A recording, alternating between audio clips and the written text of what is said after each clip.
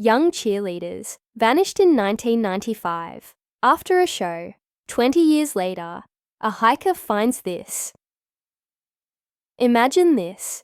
A group of young, vibrant cheerleaders steps off the stage after an exhilarating performance, their faces glowing with pride and excitement.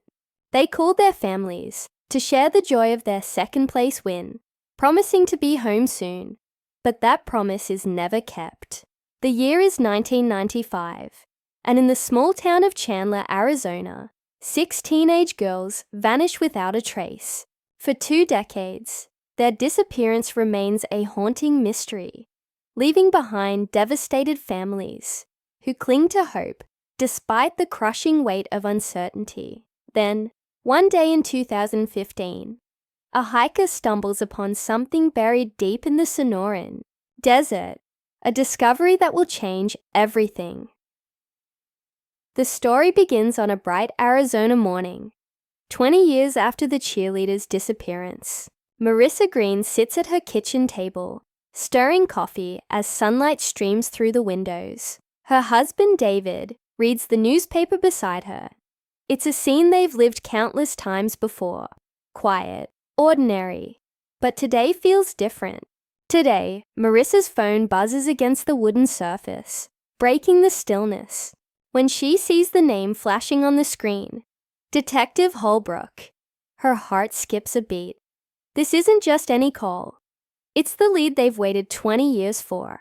The detective's voice is calm, but urgent, as he tells them there's been a significant development in their daughter's case. April and Amber Green, once bright and full of life, were only 14 when they disappeared, along with 4 other girls from their squad.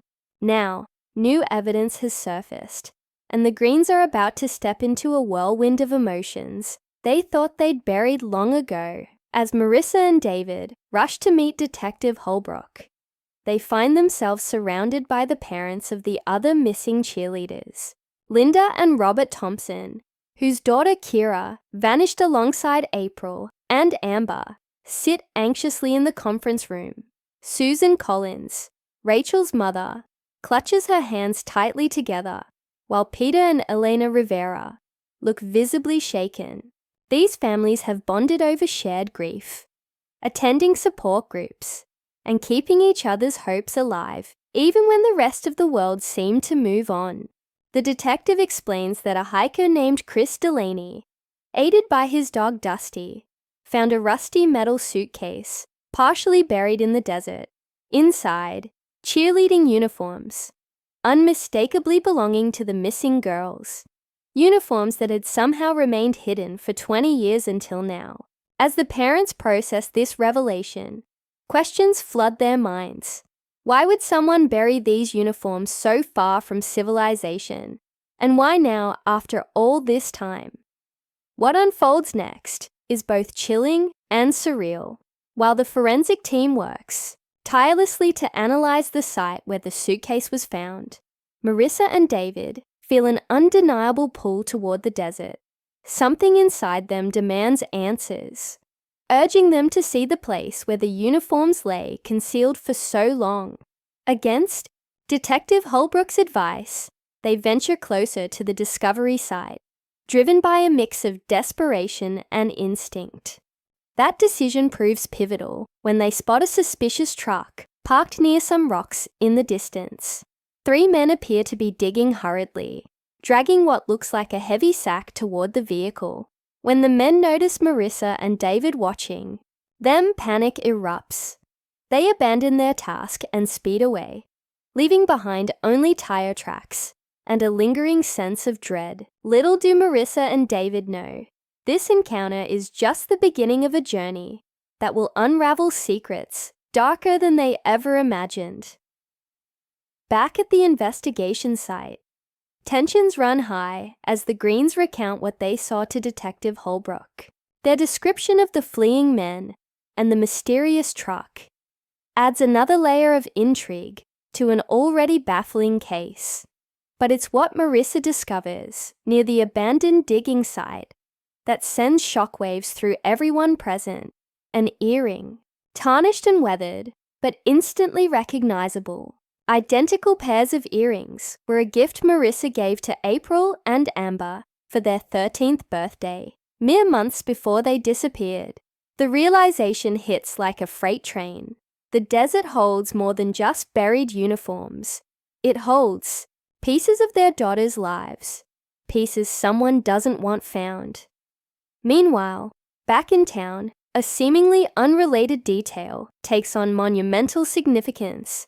At a local diner where Marissa and David stop for lunch, Marissa notices a waitress wearing an eerily familiar piece of jewelry, an earring matching the one they found in the desert.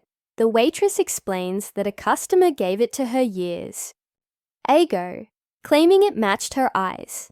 She can't recall his name, but mentions he's friends with a man named Gerald Laffinger, who owns a ranch nearby.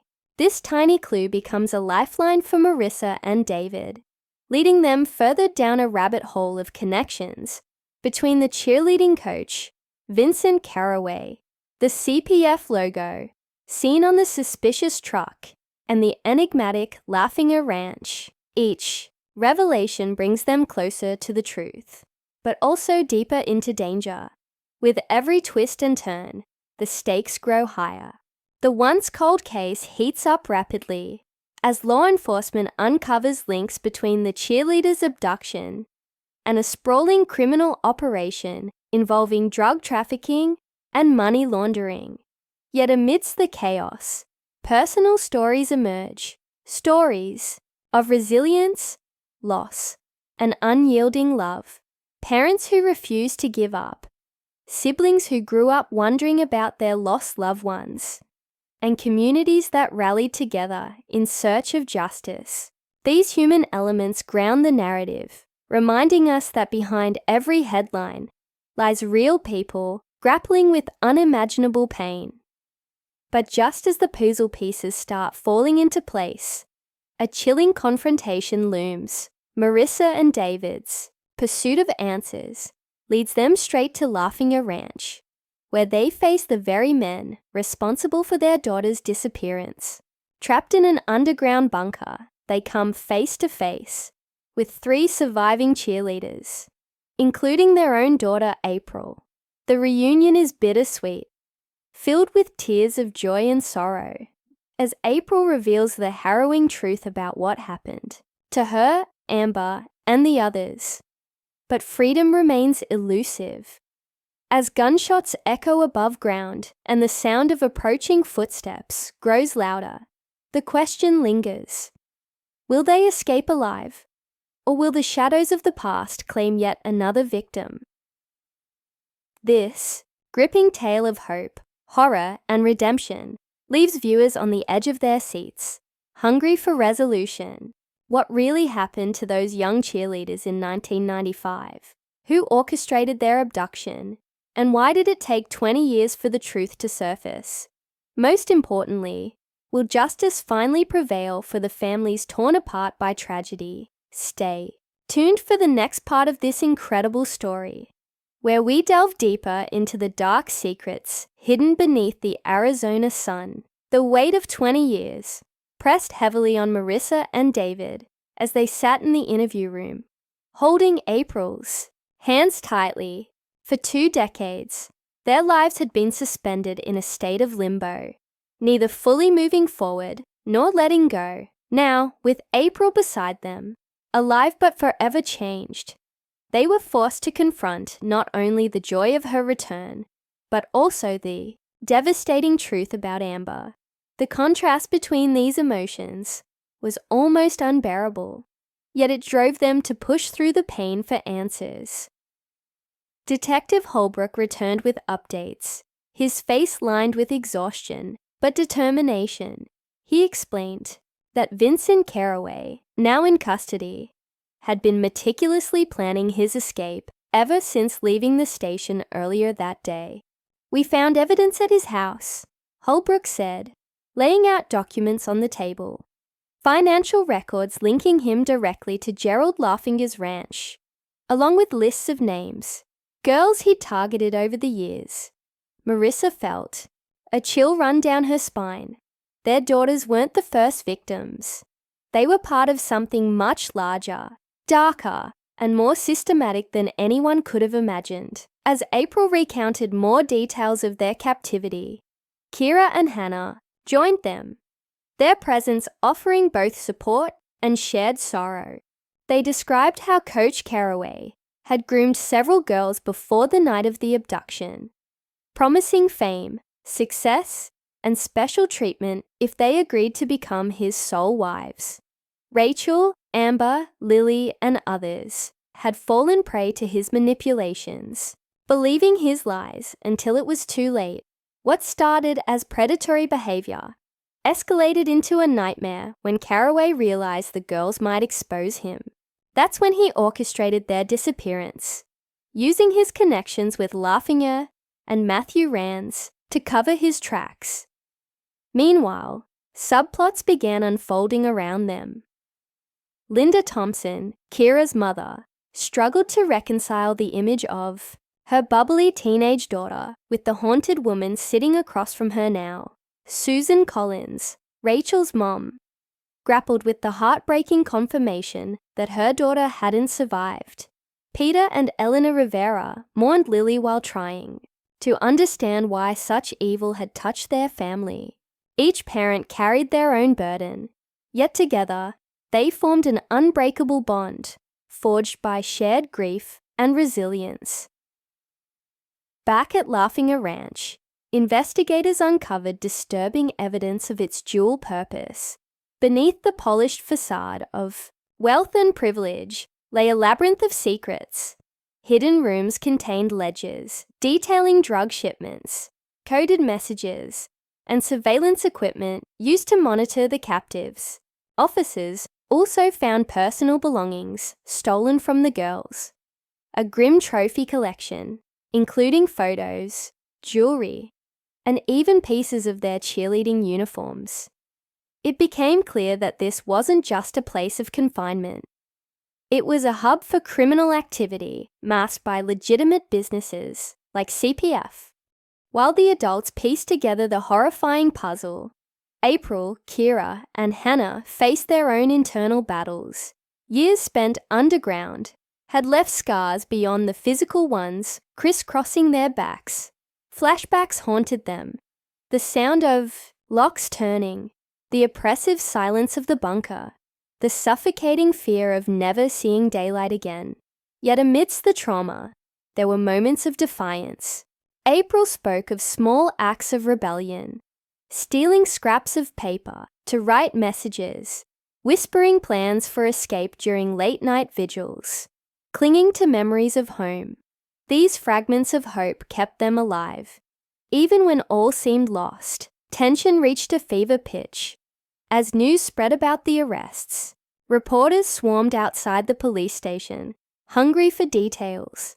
Social media buzzed with theories and speculation. Meanwhile, inside, the survivors prepared to testify against their captors.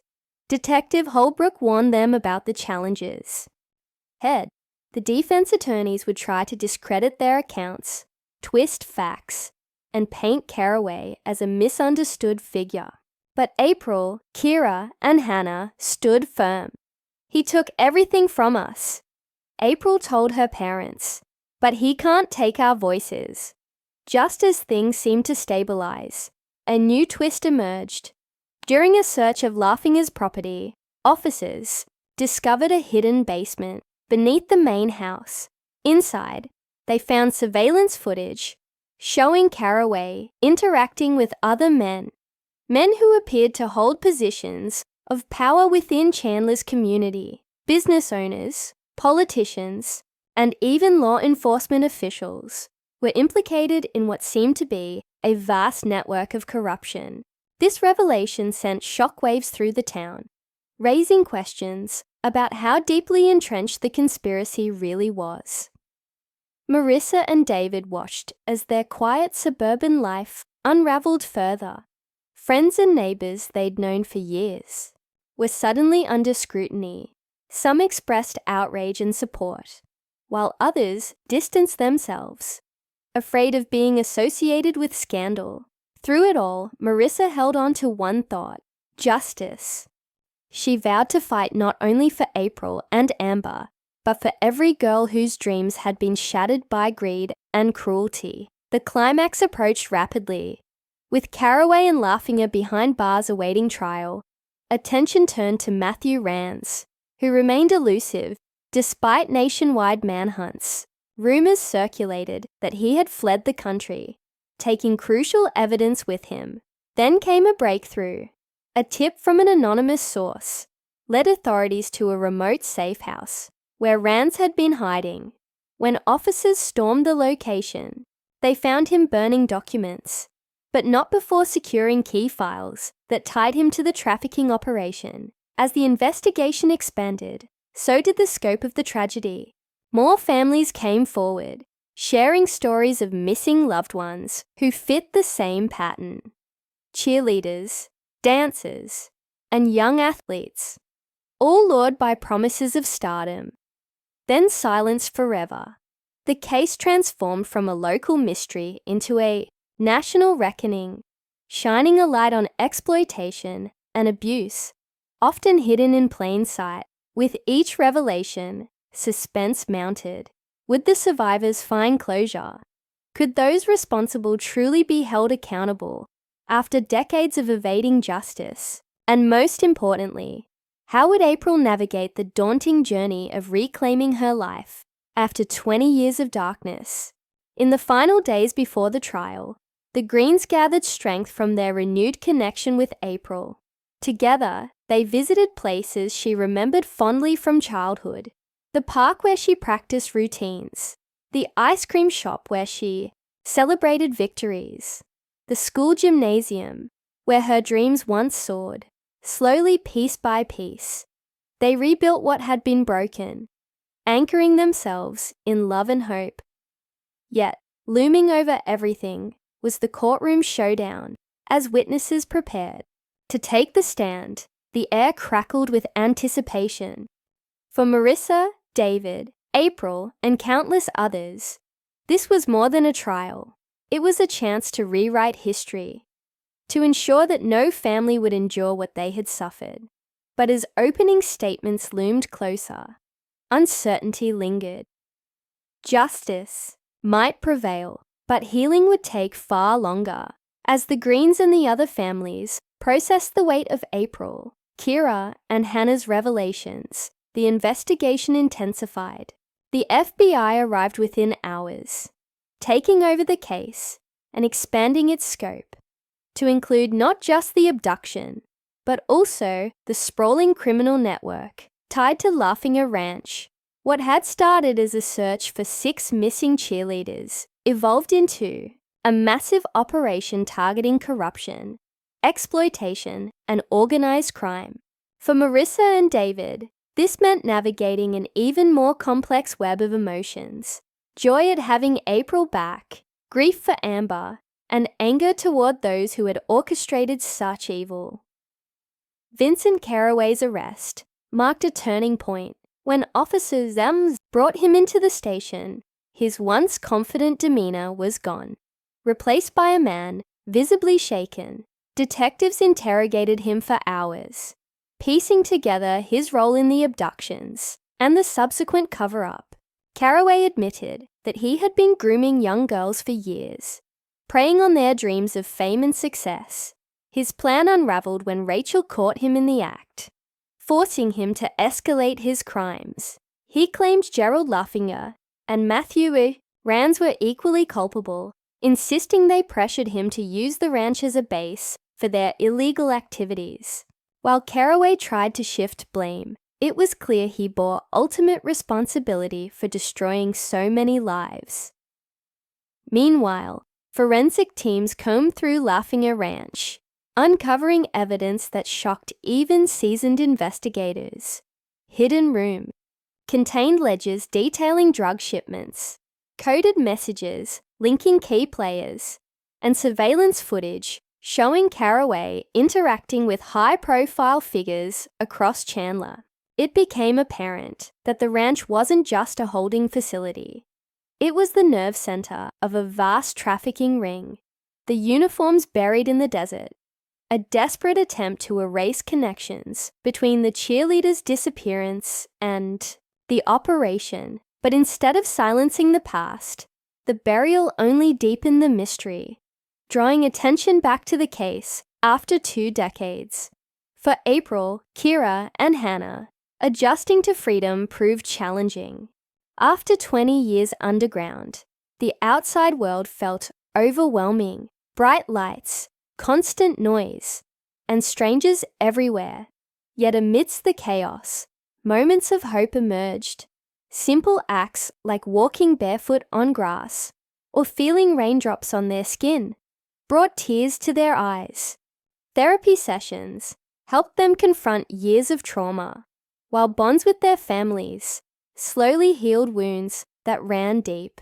Marissa and David marveled at April's resilience, her determination to reclaim her life despite everything she'd endured. They vowed to support her every step of the way, no matter how long it took. The trial captivated the nation, shining a harsh light on the darkness lurking beneath Chandler's surface. Prosecutors presented a mountain of evidence, financial records, victim testimonies, and damning video footage seized from Laughing Ranch. Witnesses included former employees, delivery drivers, and even some of the men involved in maintaining the bunker. Each piece added weight to the case against Caraway, Laffinger, and Rance. The courtroom buzzed with tension as April, Kira, and Hannah took the stand, recounting their harrowing experiences with courage and clarity. Their words resonated deeply, humanizing the tragedy and ensuring no one forgot the victims. In the end, justice prevailed. Caraway received multiple life sentences without parole, effectively ending his reign of terror. Laffinger and Rance faced similar fates, their wealth and influence offering no protection. Additional arrests followed, dismantling the network entirely. Families finally found closure, though it came at a steep cost. Susan Collins mourned Rachel, while Peter and Eleanor Rivera honored Lily's memory.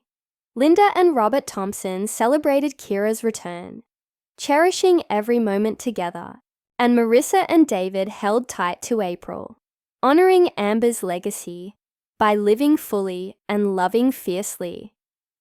Reflecting on the journey, Marissa realized how interconnected their stories were. Without Chris Delaney's discovery of the suitcase, without the waitress recognizing the significance of the earring, without countless small decisions made along the way, the truth might never have surfaced. She thought about the power of persistence, the way parents refused to give up, investigators kept digging, and survivors clung to hope, despite unimaginable odds. Justice may have been delayed, but it wasn't denied. As the community began to heal, memorials sprang up around Chandler, a tribute to the cheerleaders whose lives were forever changed. At the center stood a plaque bearing their names: April, Amber, Rachel, Lily, Kira, and Hannah. Beneath it read a simple message: "Their light will guide us." For Marissa, these words captured the essence of their story. Not just loss and pain, but resilience, love, and the enduring quest for truth. Years later, sitting on the porch with April, Marissa watched the sunset paint the sky in shades of orange and pink. "Do you think Amber would be proud of us?" April asked softly. Marissa smiled, brushing away a tear. "I know she would. She always believed in fighting for what's right, just like you do now." Together, they sat in silence, finding peace in the knowledge that though parts of their story remained incomplete, the bonds of family and the pursuit of justice would carry them forward.